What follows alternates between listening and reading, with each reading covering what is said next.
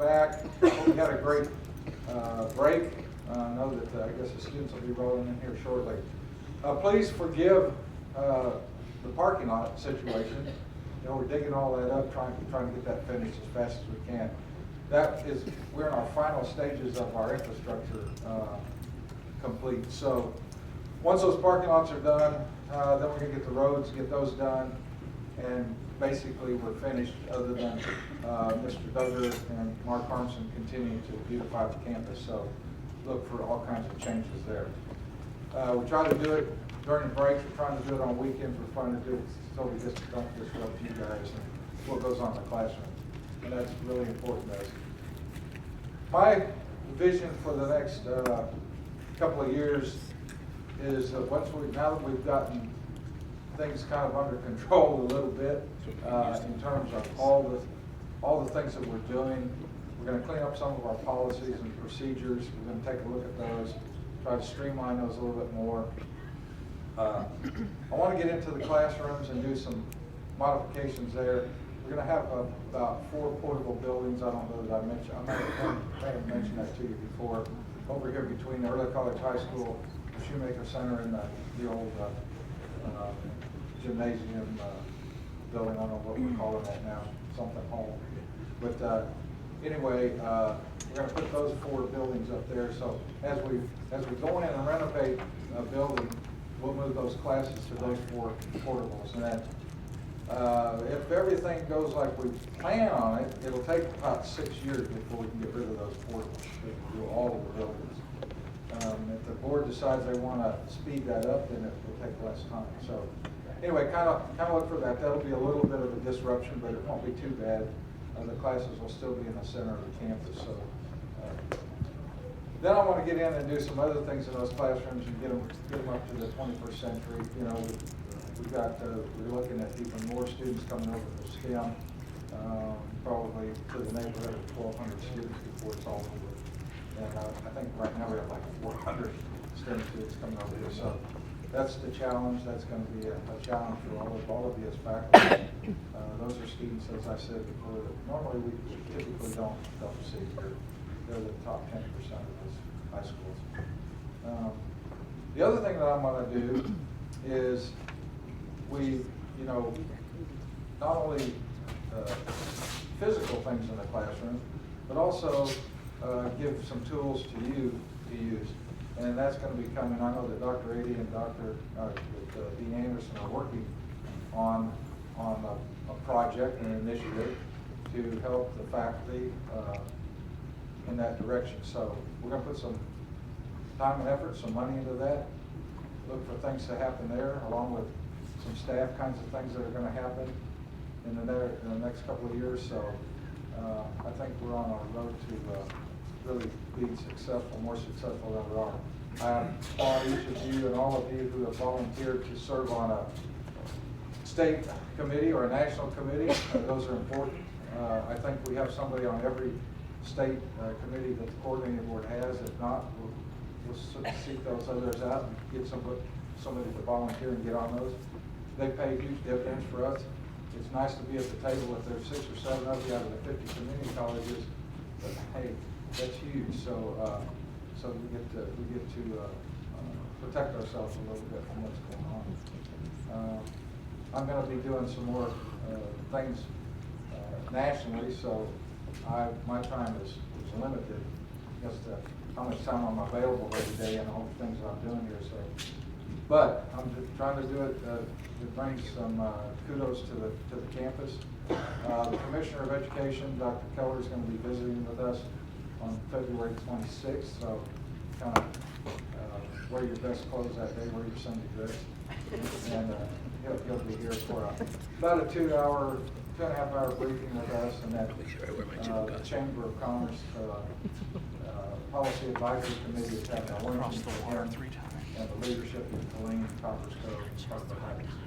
So that'll be here in the Anderson Center. Some of you will be involved in that. It's by invitation only. I don't do those. That's the chamber. But just be aware that he's coming. We're his first stop of community colleges that he's going to visit. He leaves us that day and heads to Waco to McLennan and he'll be there that afternoon, and some of us are going to be there with him that night. So anyway, look forward to lots of great things coming, and thank you for everything that you do.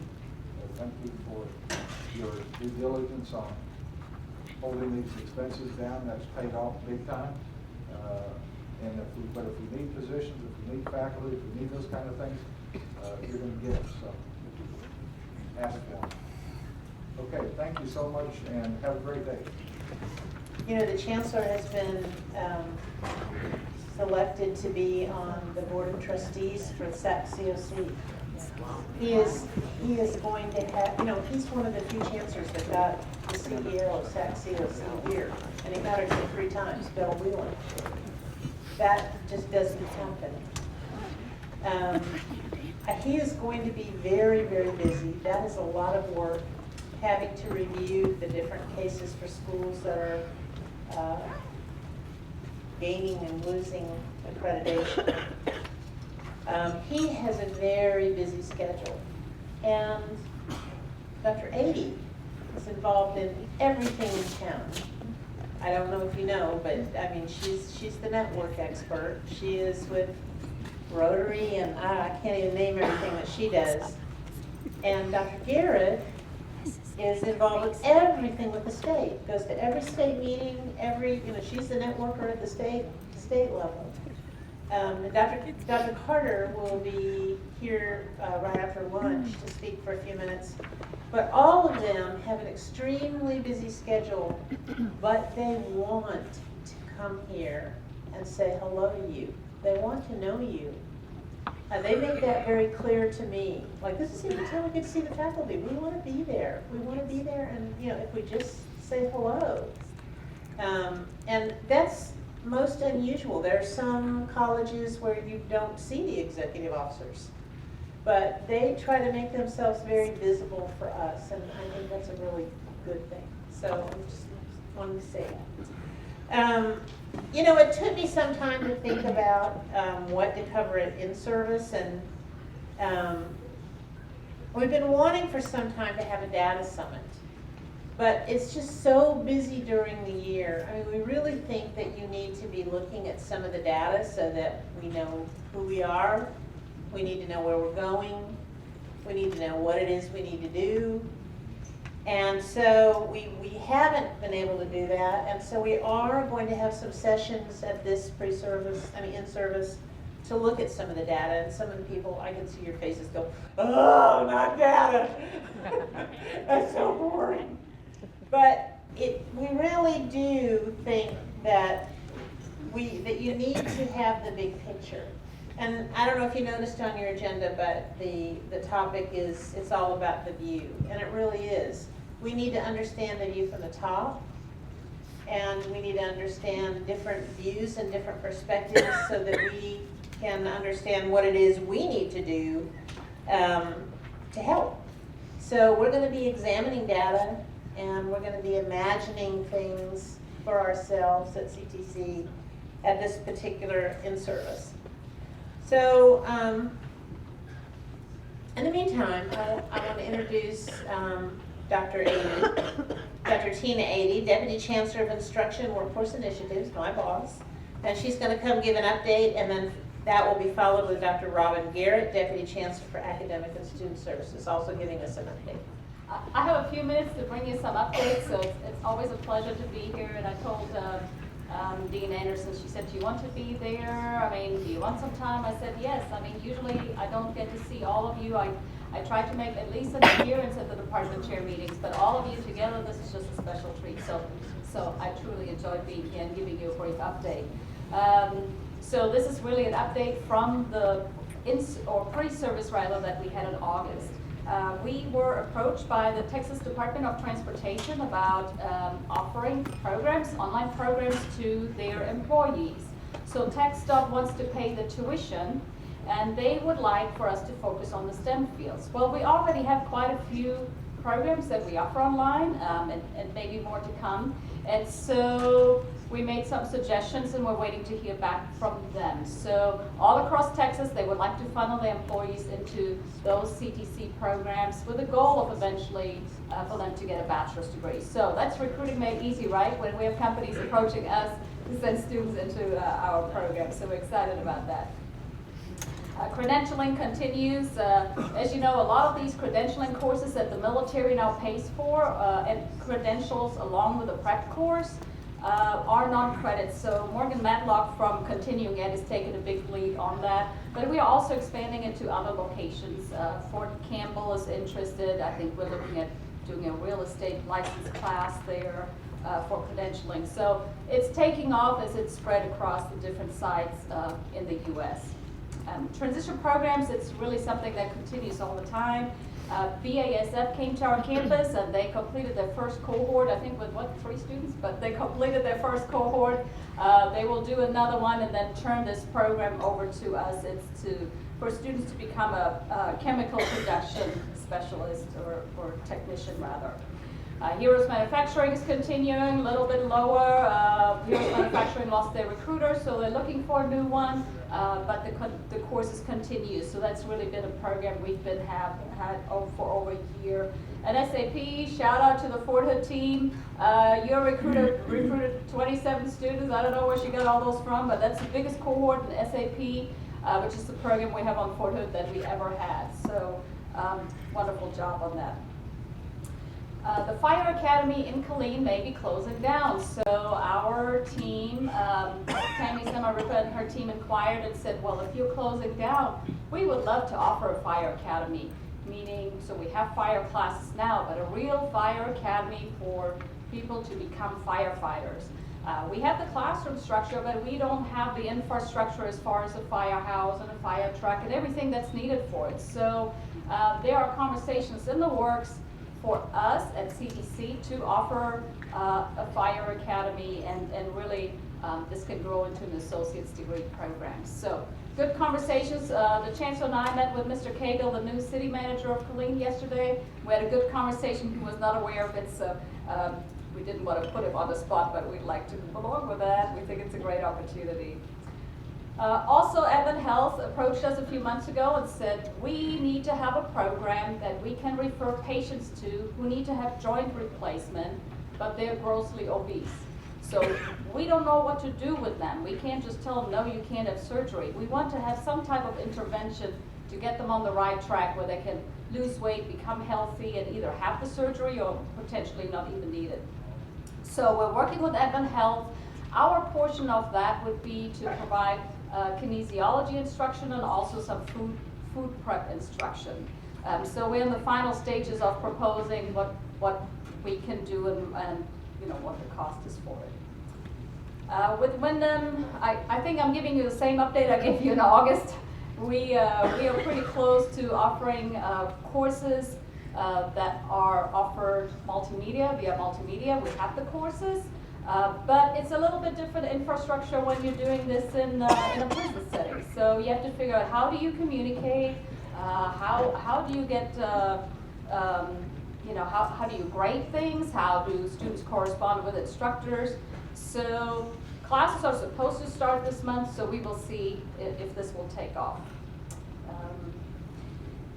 You probably, or you may have heard that Texas A&M Central Texas is in the process of building a virtual research park followed by an actual brick and mortar research park.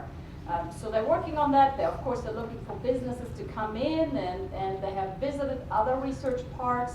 And so the question always comes up, I go to all these meetings and I say, okay, but what's our role? And I said, who better to ask than you? So Dean Anderson put a survey out to you and she has received some responses and I think more to come to say, what do you think our role as CTC can be in this research part?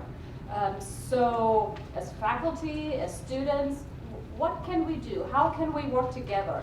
And I read every response that was submitted. I thought it was really great, really good ideas. So more to come on that. I think it can benefit us and it can benefit our students when it actually takes off. We had a team of CTC folks go to the Pathways Conference. Dr. Garrett was there, Alan, David Prescott, were you there? I don't know. Several people were there. And sometimes you hear recurring themes. So one of them is equity, always comes up. They have a really great slide. I need to see if I can steal it sometime and show it to you. But it shows, yes, we have students, we have varying students, they come in at different levels. Some are college bound and some are really not. And what can we do? How do we focus? How do we assist these students that are struggling? Everybody has access to the same services, but what extra support do these students need to be successful here in college? And Ellen did a presentation on culture of care. She also did this in the what did we have? Service Excellence Conference. So really, culture of care. I think we need to show that at every level, whether it's through support, anything from admission to graduation. It's not only in the classroom, of course it's in the classroom too, but it's really at every level that we want to make sure we convey to students we care about them. We want them to be successful, not sacrificing any rigor, not giving better grades, not giving fewer assignments, none of that kind of stuff, but what do we do to make sure that we show a genuine interest in them? Let's see, another conference. I don't know, this last part of the year was loaded with workshops. Every time I turned around, I was heading somewhere. I think we were both, right? We went to the Texas Higher Education Coordinating Board Leadership Conference, and one of the things that was pointed out, if you recall, we talked about marketable skills before. One recommendation they have is put your marketable skills on a syllabus. Put it on for the class. What we have, and I think Ms. Brooks was instrumental in assigning, or not assigning, that's the wrong word, but matching up the different marketable skills with degrees.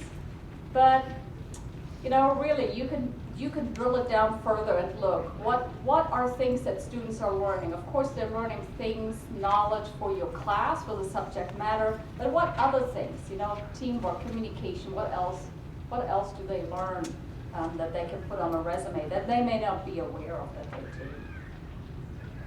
I mentioned prison programs, but the chancellor rather mentioned an instructor academy or something that we want to do with faculty. So I think Dean Anderson may be talking about that either here or in a future meeting. So the nugget I just want to give you, I think there's a need for training really continuously that should be available to us. Some of it internal processes and things we do, and some of it should probably be outside presentations, or it should be things that we can enroll in, that faculty can enroll in, opportunities that they have if they wish to do so.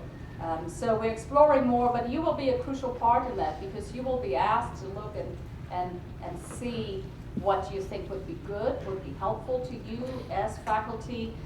And I know Dr. Carter's team is looking at it from the staff perspective. What kind of training is available there, just to make it available. I mean, we train all our students, but we don't have that much available here on campus, so we can certainly expand on that. Massage therapy is a program that has been non-credit for a long time, but the Board of Trustees approved it to be for credit. Yay! So we will be, tell me how many programs we have in the state that are for credit? 3. Okay, so definitely a market gap there. And you know, students want to do massage therapy, and then they find out, oh, it's not credit, and I can't use, federal aid, GI Bill, and that's kind of where enrollments drop off. So I think having it as a full credit program will be just truly a great opportunity. And robotics, Debbie Prescott, where are you? You're somewhere over there? Are you excited? You're excited? Yes. We have a robotics program that's all the way approved, all the way through SAC-COC to be a program that we can offer. So not only that is enough, I think we're looking at a JET grant to possibly pay for equipment. We're looking at potentially having a robotics competition on campus. So Debbie's taking it just really, taking it before we haven't even offered classes. So we're expanding it, I guess is what you can say. So that's a really great thing. we had a donation to our aviation department when somebody passed away. They left the college $1.3 million. We said, wow, that is really, really amazing. So most of that money will go to scholarships for students in the aviation department, but they also allowed us to use some of the funds to upgrade avionics and different things. We have an engine that needs to be repaired. So it's absolutely great to have those funds available, and we're very, very appreciative for that. Last item I want to mention to you, meeting 6,000 contact hours. Dean Anderson and I, along with Holly Jordan, had a conversation, and we said, okay, we know exactly what it says in the contract, but one of the things we say is, if you don't meet your 6,000 hours, you will get a letter saying you didn't meet your hours, and if you do that 2 years in a row, basically you don't have a job here. And every year we have maybe 10 people that get a letter or so.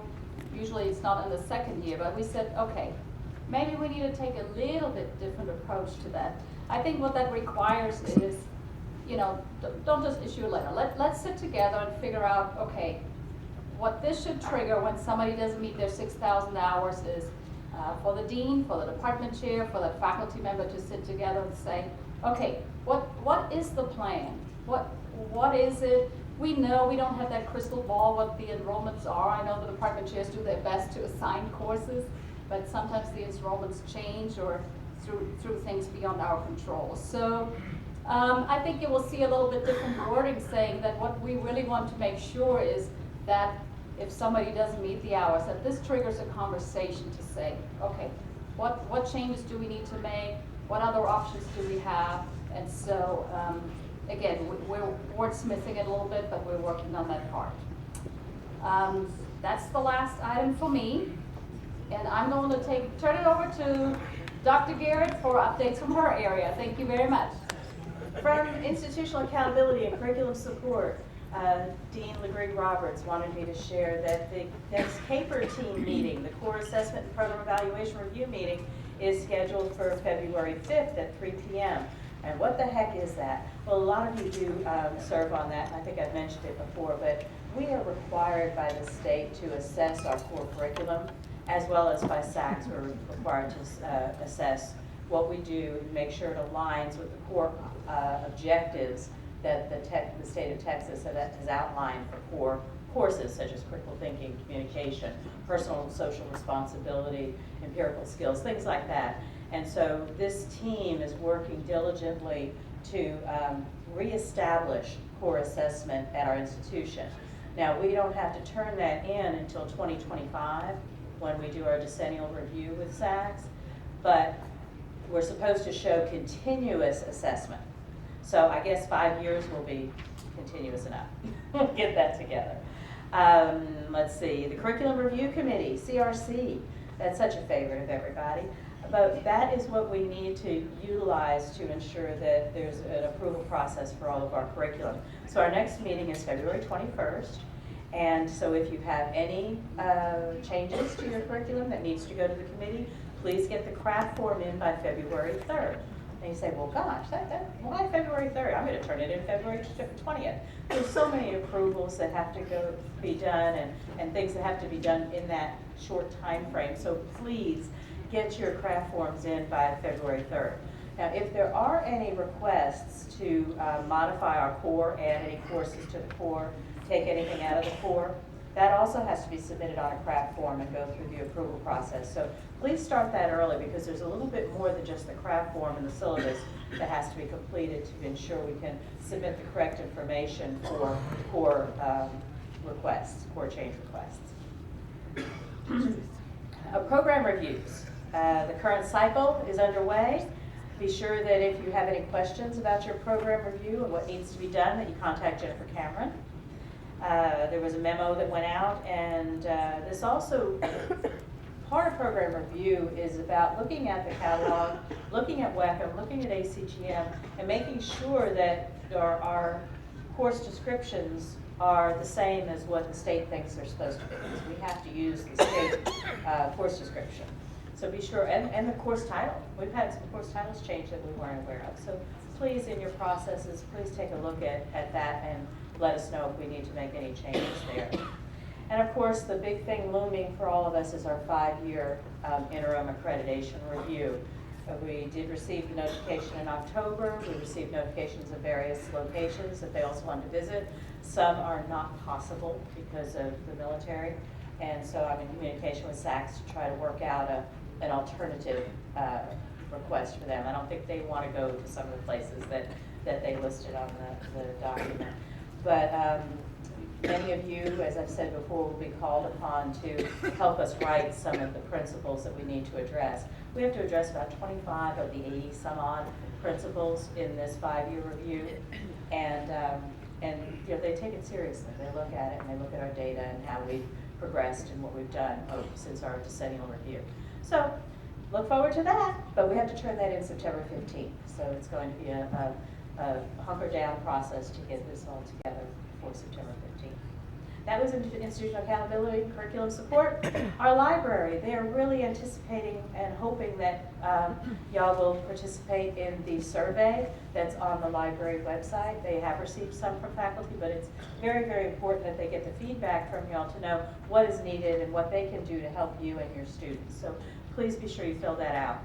They've opened a faculty resource center. And if you haven't been over there to visit it, it's a really nice place to get away where nobody knows you are and get some work done. It's open for both full-time and adjunct faculty. There's supplies in there, there's computers, you can just go in there, there's a microwave, make yourself at home and eat some lunch and get some work done outside of your office. Let's see, and it's open whenever the library's open, so please take advantage. And Dean Purser wanted me to remind you that as you're developing courses, please make use of what they've set up at the library to list the open access and open education resource information for y'all. So that's out there, I know the link's there, and I'm sure you can't write that down this quickly, but it's on the library website. And they do try to update and review and make sure the links work about 3 times a week, but I'm sure that the one time you go to click on a link will be on the other day when they didn't check it.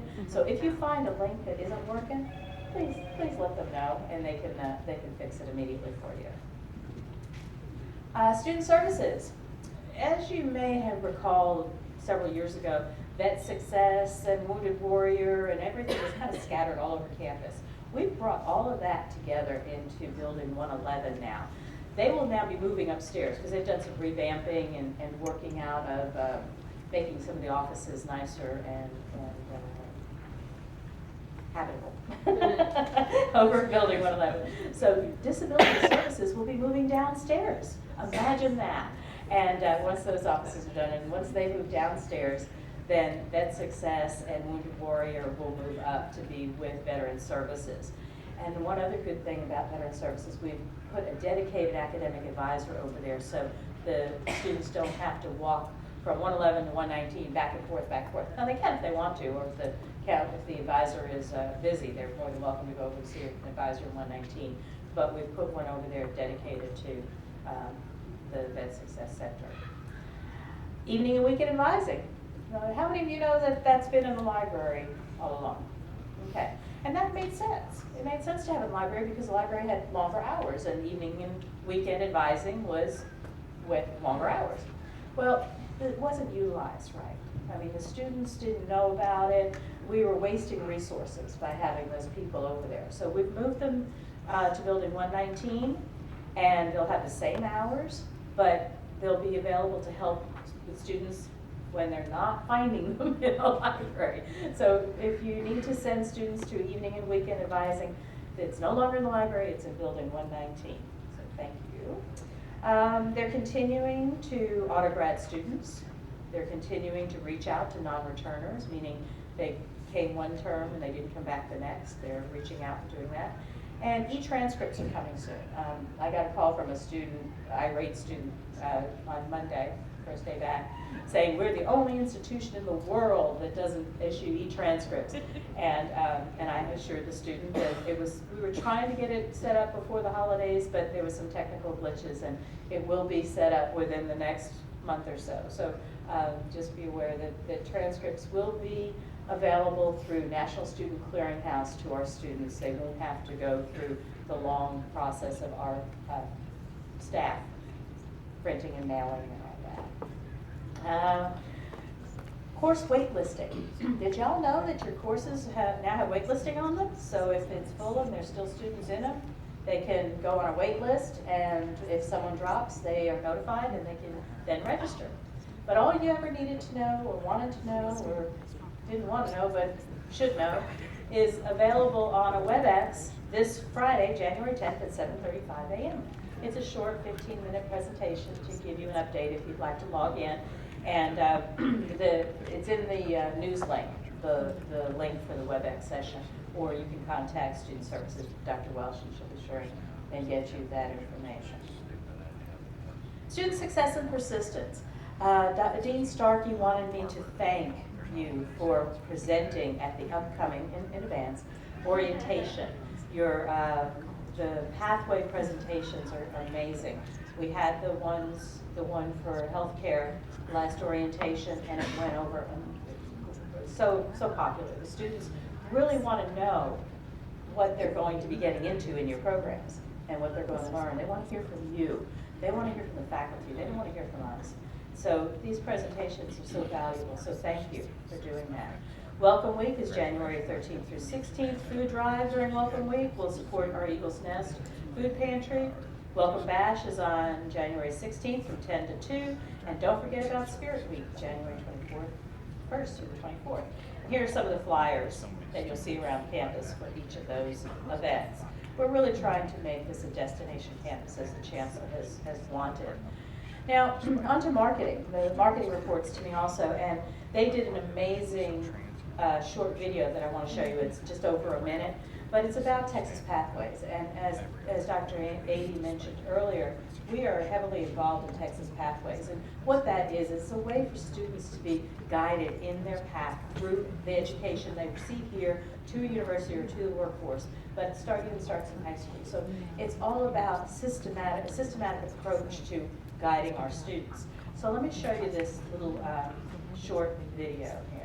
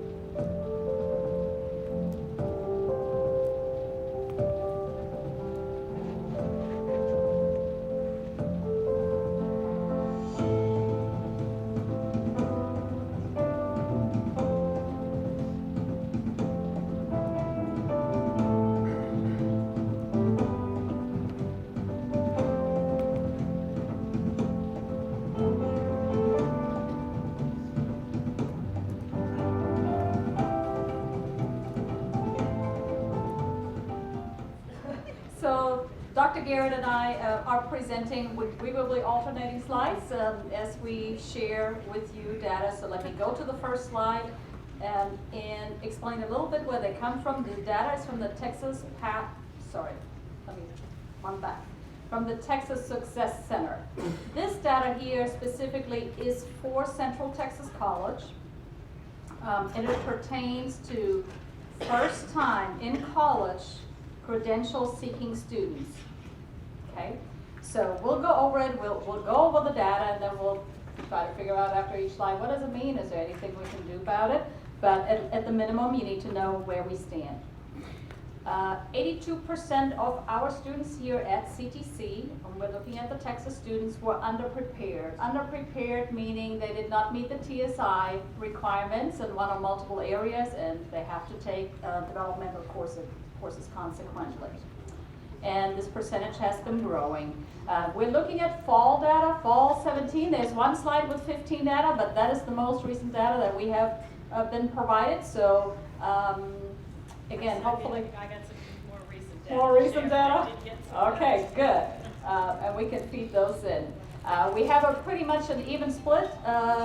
We have a very diverse student population, so I think a lot of it has to do with being near a military installation, so really great for us. As far as trends, white population is slowly shrinking, African American, Hispanic population growing. Basically everybody but us as in whites is growing. All other populations other than whites are growing somewhat, especially the other category, and we'll talk about that a little bit later too. I think it's traditional that we always had a little bit more female students than male students here. 94% without prior dual credits, so this is the students coming in, again, the first time in college students. We have more part-time than full-time students, and we have 44% that receive Pell. We were a little bit surprised. We thought this would be higher. But again, when we look at this slide, just to summarize, we were surprised really to see how many underprepared students we see. And of course, we need to make sure that we have a sufficient number of developmental courses available for our students. And also we know that military are exempt. I think they probably think it's good. It's probably not good overall because again, they lack the knowledge and may not pass their classes when it comes to, especially to math. This was a very strange key performance indicator that we looked at. Typically, I wouldn't look at someone that just achieved 6 college credits in one term. When you look at most of the data, especially for our success points, which I'll talk about later we talk about 15 semester credit hours or 30 semester credit hours, but they pulled this KPI for 6 plus college credits in the first term. And so of those students, the first time in college, that were earning 6 plus college credits in term 1, 51% of those were underprepared. So some of the data, you're thinking, wait a minute, we just looked at 80-something%, but the way that this data is portioned out, sometimes the percentages seem like they don't make sense. And believe me, it's hard to Ellen could probably explain this. Anyway, and so of those students, 76% of prepared students actually achieved 6 plus college credits. So that's what I was trying to say. 51% actually achieved it, not that they were. 51% actually achieved 6 plus college credits in term 1. It was fairly evenly split between 52 to 59% between ethnicities. Male-female was fairly evenly split. This is interesting. Of those that did achieve that, 73% did have dual credit. So that tells you that dual credit is making an impact on our students. Full-time was a little bit higher than part-time. And then we were below the state overall percentage in this category. And you're going to find that in every single one of these categories, sadly. We're below the state average. We're at 55%, the state's at 60%.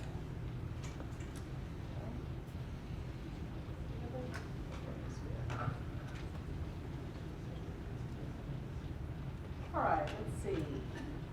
Fall 17 completed college math, reading, writing in year 1. So this is probably the guy hanging off the cliff.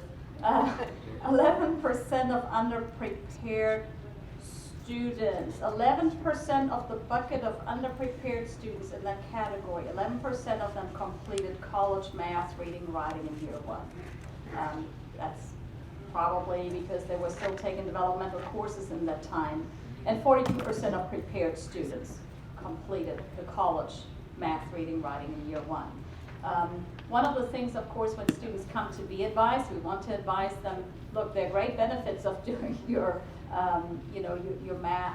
math too, but also your reading and writing, because in every class you read, you write, you need to do things in there. So we want to make sure that students are doing well in the classes, and certainly that preps them for it. We have the ethnicity breakdown. As you can see, we have 45% with prior dual credit completed those courses versus 14% that did not have prior dual credit. So exactly what Dr. Garrett just said. If students had prior dual credit either at the high school or they took it here on campus, they didn't finish their degree, they came, they did much better or advanced faster in this way than other students did. And it compares us, as you can see the data there, and it compares us to the state overall. One of the things that we can do, of course, with advising when students come to us, explain the importance of the reading, writing, math courses. But we all know students can sign up for classes. It's a blessing and a curse when you can do things online because you make your own decisions. And sometimes they're not well-informed decisions. So hopefully we can funnel students, keep them coming to us, that we can have a conversation with them and make sure that we advise them to really go that route. Okay, persisted from term 1 to term 2. This aligns with what I said earlier about the work that Student Services is doing to help these students persist and contacting them if they're not registering. But again, you can help us tremendously with that too, helping them come back to us. We lose students like crazy, and we need to work on retaining our students so that we can get up our term 1 to term 2. I mean, these numbers, you can see that of that bucket of students, the ones that did persist, 61% were underprepared, 72% were prepared, 58% white, 65% African American, and so on. Females, again, they're higher than the males, and again, the dual credit percentages are higher that persisted. But 70% of these students did receive Pell. That's interesting, isn't it? The ones that persisted were the ones receiving Pell. Does that tell you that there's a financial need and they're using Pell to help with their persistence?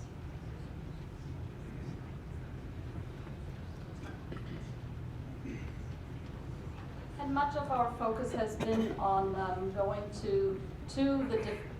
doing recruiting, really, going to the different high schools and different opportunities we have, and that's clearly important. I mean, we have to get the word out what we do, that our programs exist, and what it can help students do in the future. So clearly that's very important. I think another look we need to take based on the data that we're showing you is regarding persistence and other things, is what we can do about retention. How can we keep students here when they do come here and they're not successful and they want to change and they're saying, I'm not sure if I'm cut out for that. They question themselves, they don't pass a class, or they're not as successful as they think they are.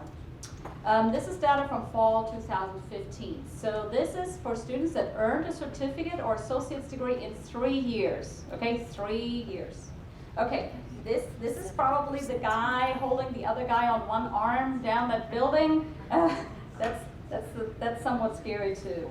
So 8% of underprepared students, so 8% of students that are in developmental course category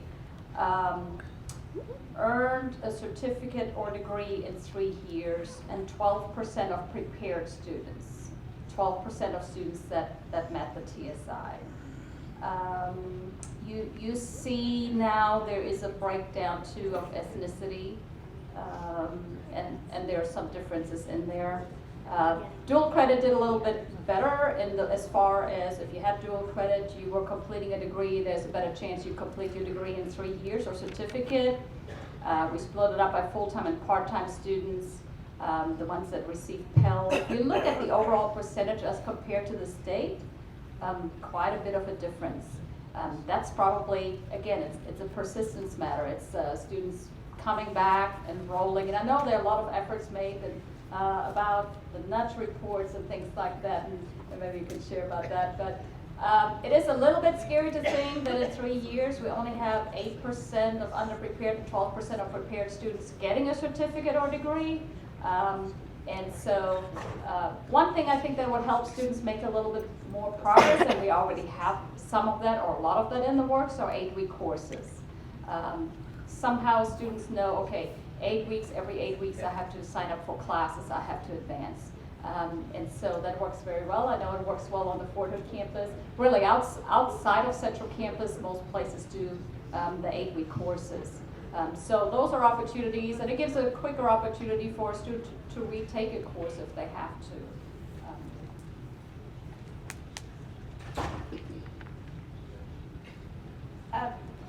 One thing about, I'm going to mention first about the 8-week courses. Typically, when we're dealing with terms, full terms, our students are still in the mindset of fall, spring, and I'm off in the summer. And as you know, financial aid is full-time at 12 semester credit hours. A 2-year degree is supposed to take what? 2 years. If you're going 12 hours in fall and 12 hours in spring and taking the summer off, are you going to get 60 credit hours in 2 years? I know that's math, but come on. I mean, even I can figure that that's not going to happen. And so the state is even basing it on 3 years. But look at the number of the state completers. That's only at 17%. That is all part of the 60 by 30 TX that I'm going to talk a little bit more about as we progress. But there's a big problem here. And the other number on this slide that again related to what I said about Pell is, so 9% had Pell that completed within 3 years. The other thing that's telling me is they're taking longer to complete if they're on Pell because of what? Money. So, and Dr. Addy asked me to mention a little bit about the nudge report. That's what I've been saying. We really do work with the students, and we run reports to see who hasn't enrolled, and we're calling it nudge. We send nudge texts out, we make phone calls, we do things to help nudge our students into enrolling in best we can. And you know, it's helping, but we need all the help we can get, encouraging them to register as soon as they possibly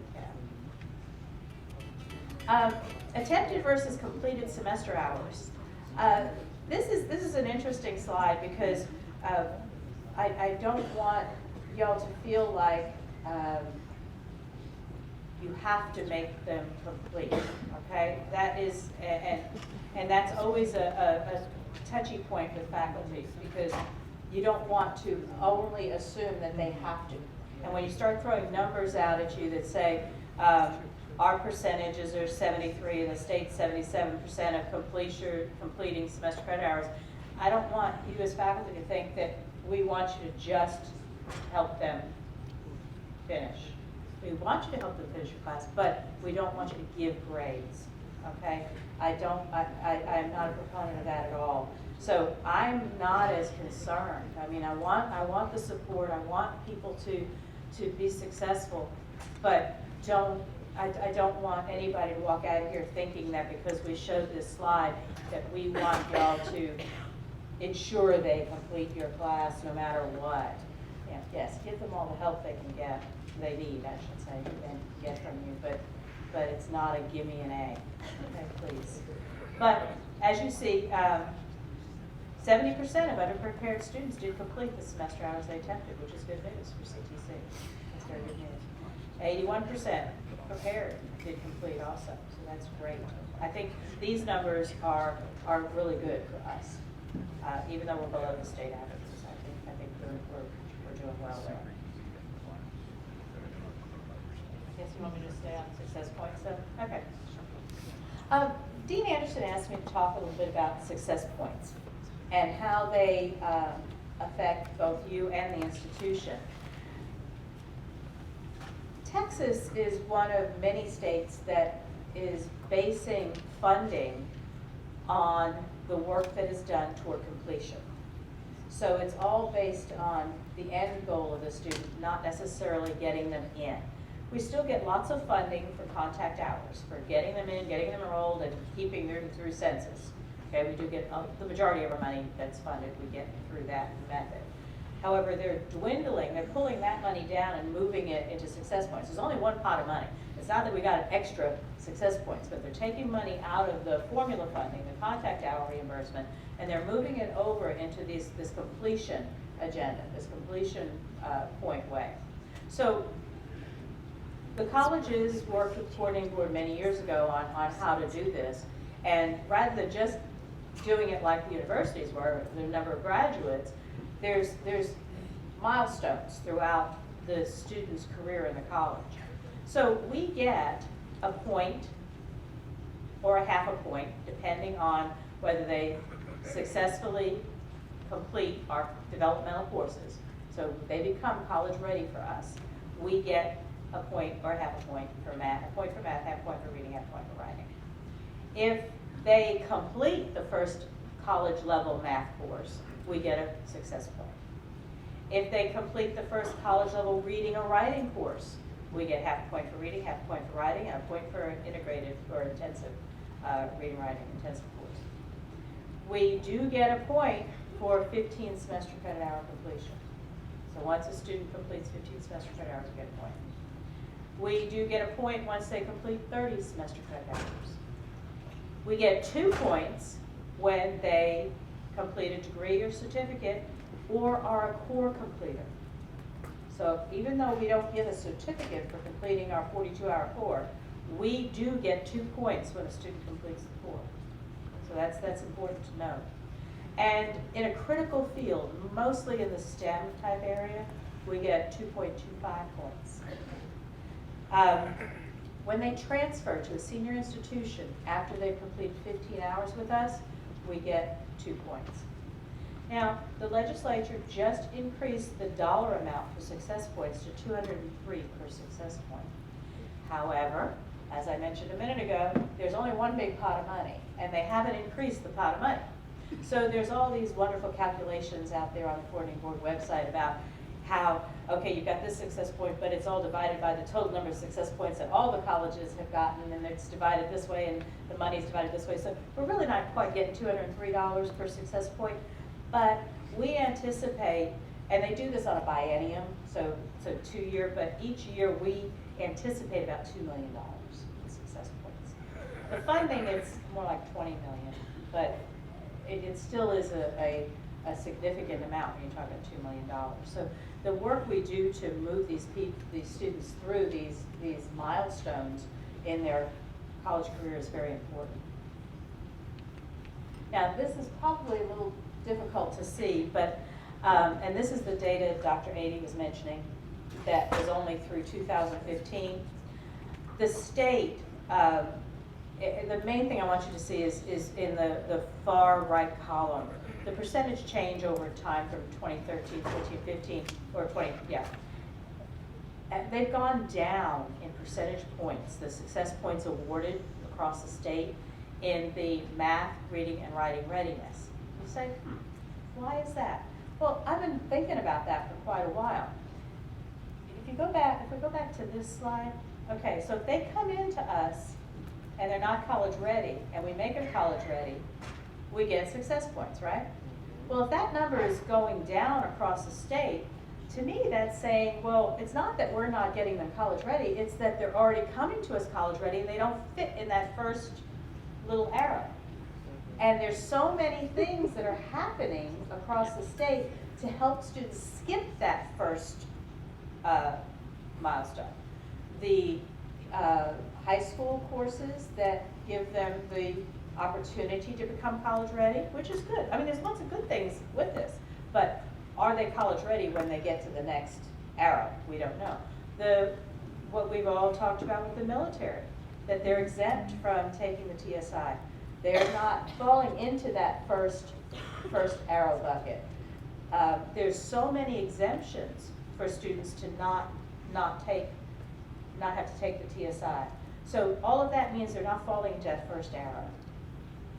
So that, there's many students that need to be there, but I think across the state, we're moving people past that first arrow at a higher rate.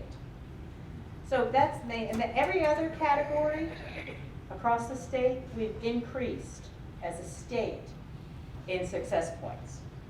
Okay, so make note of that. Every other category across the state, the colleges have increased. Now this is CTC. In every category, we've decreased. Okay? That's not good. That's not good. But this is only through 2015. I have brighter news. So as of this morning, I was able to find some additional data to make your lives a little more pleasant from this slide. And if I can read my own chicken scratch here.